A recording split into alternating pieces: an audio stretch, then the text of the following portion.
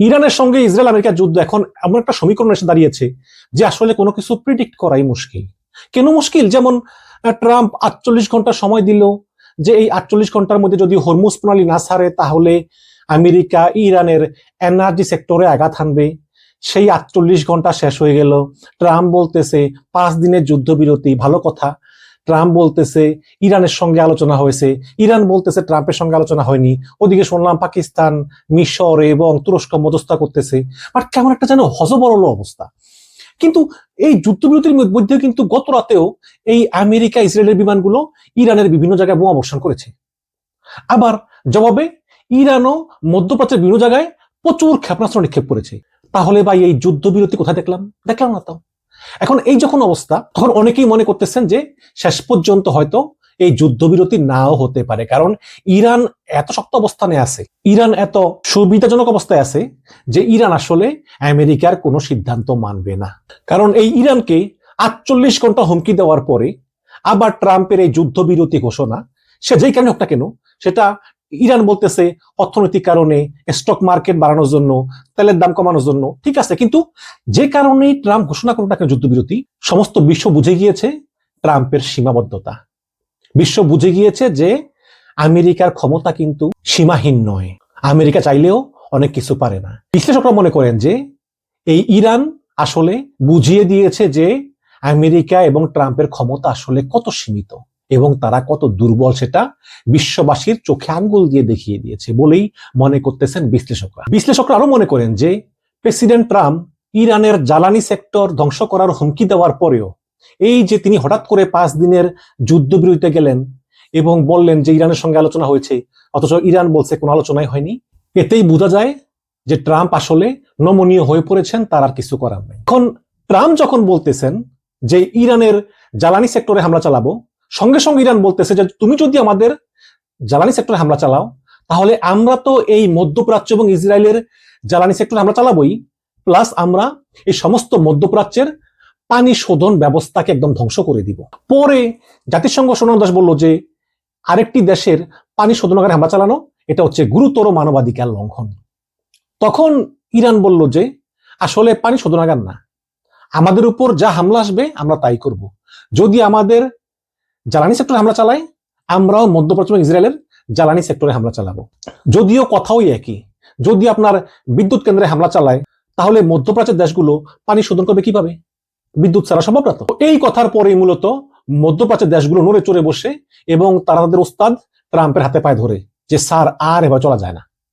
যদি ইরান আমাদের পানি শোধনাগারে হামলা চালায় তাহলে কিন্তু আর বাঁচার কোনো উপায় নেই। এখন প্রশ্ন হচ্ছে যে কেন পানি এত গুরুত্বপূর্ণ মধ্যপ্রাচ্যের কাছে? যেই ট্রাম্প হরমুজ প্রণালী খুলে না দিলে ইরানের জ্বালানি সেক্টর ধ্বংস করে দিবেন, সেই ট্রাম্পই এখন বলতেছেন আমি আর আয়াতুল্লাহ মিলে এই হরমুজ পরিচালনা করব। কোন পরিস্থিতি ট্রাম্পকে আসলে এই কথা বলতে বাধ্য করলো? দর্শক, 1995 সনে একটা কথা খুব ছড়িয়ে পড়েছিল যে আমরা প্রথম বিশ্বযুদ্ধ দেখেছি, দ্বিতীয় বিশ্বযুদ্ধ দেখেছি, যদি কোনো তৃতীয় বিশ্বযুদ্ধ হয় সেটা হবে পানি নিয়ে। সে সময় মিশরীয় অর্থনীতিবিদ এবং বিশ্ব ব্যাংকের ভাইস প্রেসিডেন্ট ইসমাইল আলাদিন সিরাজি বলেছিলেন যে যদি কোনো কিছু নিয়ে তৃতীয় বিশ্বযুদ্ধ বাদে তাহলে সেটা হবে পানি নিয়ে। এর ঠিক 10 বছর পরে 2005 সালে আরেক মিশরীয় রাজনীতিবিদ বুট্টুস গালি, জাতিসংঘের সাবেক মহাসচিব বুট্টুস গালি, তিনিও বলেছিলেন যে যদি তৃতীয় বিশ্বযুদ্ধ হয় তাহলে সেটা হবে পানি নিয়ে। এবং জাতিসংঘের অপর মহাসচিব দক্ষিণ কোরিয়ার রাজনীতিবিদ বান কি মুন, তিনিও বলেছিলেন যে পানি নিয়ে বিশ্বে একটা ভয়ঙ্কর জটিলতা হতে পারে। একটা প্রতিবেদনে বলেছে যে ফরাসি প্রতিষ্ঠান ইনস্টিটিউট অফ ইন্টারন্যাশনাল রিলেশনসের 2022 সালে তথ্যের বরাত দিয়ে সংবাদ প্রতিবেদনটিতে বলা হয়েছে যে আরব আমিরাতের মোট খাবার পানির চাহিদার প্রায় 42% সাগরের নোনা পানি পরিশোধন করে মেটানো হয়। এছাড়াও পানি শোধনাগারের উপর সৌদি আরবের নির্ভরতা প্রায় 70%, ওমানের প্রায় 86%, 86, কুয়েতের নির্ভরতা 90%, এবং সাগরের পানি শোধনাগারের উপর ধনী দেশ কাতারের নির্ভরতা 99%, বাহরাইনের 90%, এবং সারা বিশ্বে মোট পানি শোধনাগারের 42%ই হচ্ছে এই আরব দেশগুলোতে। এবং ওইখানে যদি ইরান এই পানি শোধনাগার ধ্বংস করে দেয় তাহলে মধ্যপ্রাচ্য বলে কিছুই থাকবে না। কারণ মধ্যপ্রাচ্যে আমার দেশের মতো নলকূপে পানি ওঠে না, ওইখানে পানির স্তর অনেক নিচে, ওইখানে সাগরের পানি, সাগরের নোনা পানি পরিশোধন করে মিষ্টি করে তারপর সরবরাহ করা হয়। এবং আরব দেশগুলো ধনী হলেও তেল আছে, গ্যাস আছে, কিন্তু পানির দিক দিয়ে তারা প্রচুর স্পর্শকাতর।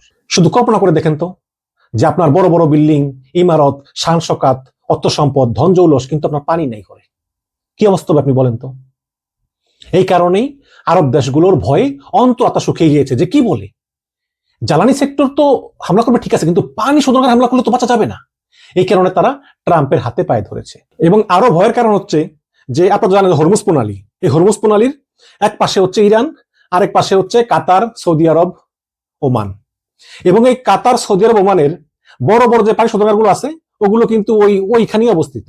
মানে এক পাশে ইরান হরমুজ প্রণালীর, আরেক পাশে হচ্ছে এই কাতার, ওমান এবং সৌদি আরবের পানি শোধনাগার।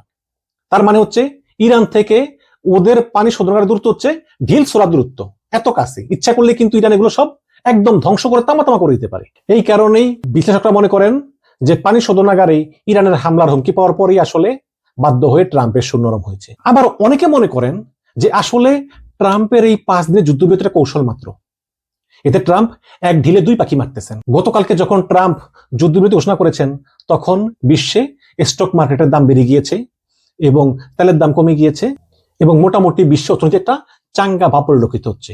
আর এই 5 দিনে ট্রাম্পের যে অস্ত্র শস্ত্রের যে স্বল্পতা, এগুলো মিটানোর চেষ্টা করবেন। এখন ইরানের সঙ্গে যে গত 4 সপ্তাহের যুদ্ধ, সেই যুদ্ধে আসলে কি ক্ষয়ক্ষতি হয়েছে এবং কি কি ভুল করেছে, সেই ভুল থেকে শিক্ষা নিয়ে এবং এই 4 সপ্তাহের অভিজ্ঞতার আলোকে ট্রাম্প নতুন করে তার সামরিক পরিকল্পনা তৈরি করবেন, একটা মিলিটারি স্ট্র্যাটেজি নতুন করে ঠিক করবেন। 5 দিন সময় পাওয়া গেছে। ওদিকে ইরানও কিন্তু বসে থাকবে না, ইরানও নিশ্চয়ই তাদের পরিকল্পনা সাজাবে যে কিভাবে আসলে এই আমেরিকা অ্যাটাক করলে সেটা তারা প্রতিহত করতে পারবে। এবং এই ইরানের সঙ্গে আমেরিকার যুদ্ধ আজকে 4 সপ্তাহে গড়িয়েছে এবং সমস্ত বিশ্বে তাদের জন্য হাহাকার। বাংলাদেশের তো অবস্থা খুবই খারাপ, ভারতের অবস্থা খারাপ, ফিলিপাইনে জরুরি অবস্থা ঘোষণা করেছে, ইংল্যান্ডেও জ্বালানি তেলের দাম, গ্যাসের দাম অনেক বেড়ে গিয়েছে। কাজেই সমস্ত বিশ্ব কিন্তু অচল হয়ে পড়তে যাচ্ছে শুধু এই হরমুজ প্রণালী বন্ধ থাকার কারণে। এবং হরমুজ প্রণালী কিন্তু আজকেও বন্ধ ছিল, পুরো দিন একটা জাহাজও পার হতে পারে নাই। শুধু গতকালকে ভারত ও পাকিস্তানের 2টা জাহাজ পার হয়েছে, তাও ইরানের সঙ্গে কথা বলে ইরানের অনুমতি নিয়ে তারপর পার হয়েছে। এখন এই যে আমেরিকা বলতেছে যে জ্বালানি সেক্টরে হামলা চালাবে, অনেকে বলতেছে মানবাধিকার লঙ্ঘন। ইসরায়েল কিন্তু প্রথম ইরানের সাউথ পার্স জ্বালানি সেক্টরে হামলা শুরু করে আগে, ইরান কিন্তু করে নাই, আগে শুরু করছে ইসরায়েল। শুধু তাই না, এই ট্রাম্প যুদ্ধবিরতি ঘোষণা করার পর দিন রাতেই আমেরিকা ইসরায়েল মিলে ইরানের ইস্পাহানে জ্বালানি সেক্টরের উপর আবার হামলা করেছে। ইরানে অবস্থিত এই সাউথ পার্স গ্যাস ক্ষেত্রটি কিন্তু কাতার এবং ইরানের যৌথ উদ্যোগে পরিচালিত হয় এবং এই গ্যাস ক্ষেত্রে হামলার পর সমস্ত বিশ্বে গ্যাসের দাম বিপুল পরিমাণে বেড়ে যায়। তখন বাধ্য হয়ে ট্রাম্প ইসরায়েলকে বলে আর হামলা করবা না। ট্রাম্প আরো বলে যে ইরানকে আমি তেল বিক্রি করার অনুমতি দিলাম। ডোনাল্ড ট্রাম্প এবং নেতানিয়াহু ভেবেছিল যে বোমা মেরে ইরানের সরকার পরিবর্তন করে ফেলবে, কিন্তু তারা সাম্প্রতিক ইতিহাস ভুলে গিয়েছে। তারা ভুলে গিয়েছে যে বোমা মেরে আসলে সরকার পরিবর্তন করা যায় না যদি জনগণ থাকে ঐক্যবদ্ধ। এবং আরো বড় বিষয় হচ্ছে যে আমেরিকা তাদের অতীতের ভুল থেকে আসলে কিছুই শিখেনি। দেখুন 2003 সালে যদি আমেরিকা ইরাককে আক্রমণ না করতো তাহলে কিন্তু ইরাক ধ্বংস হতো না, সাদ্দাম হোসেনের ফাঁসি হতো না এবং এই ইরাক সিরিয়াকে ঘিরে এই আইএসএস, ইসলামিক স্টেট নামে একটা জঙ্গি গোষ্ঠী উত্থান হতো না এবং ইরান তাদের রেভলিউশনারি গার্ড ক্রপস গঠন করতো না। আজকে এই ইরানের তৈরি ইসলামিক রেভলিউশনারি গার্ড ক্রপস তারা শুধু ইরানেই না, তারা ইরাকে, সিরিয়াতে, লেবাননে, এভাবে বিভিন্ন দেশে তাদের প্রভাব বিস্তার করতেছে। এবং আমেরিকা আফগানিস্তান থেকে কোনো শিক্ষা লাভ করেনি। আফগানিস্তানে 20 বছর যুদ্ধ করে তারপর সেই তালেবানদের হাতে ক্ষমতা দিয়ে তারপর চলে আসতে বাধ্য হয়েছে। সেখান থেকেও কিন্তু আমেরিকা কোনো শিক্ষা লাভ করেনি। আসলে ইতিহাস থেকে কেউ শিক্ষা নেয় না। ট্রাম্পের এই ইরান হামলা তার জ্বলন্ত প্রমাণ। শিক্ষা নিলে ট্রাম্প আর এই হামলাটা করতো না। এবং বিশ্লেষকরা মনে করতেছেন যে এই ট্রাম্পের নমনীয় হওয়ার আরেকটা কারণ হচ্ছে ইরান বলছে যদি আমাদের উপর হামলা অব্যাহত থাকে এবং হামলা হয় তাহলে আমরা পুরো হরমুজ প্রণালীতে ওয়াটার মাইন বসিয়ে দেব।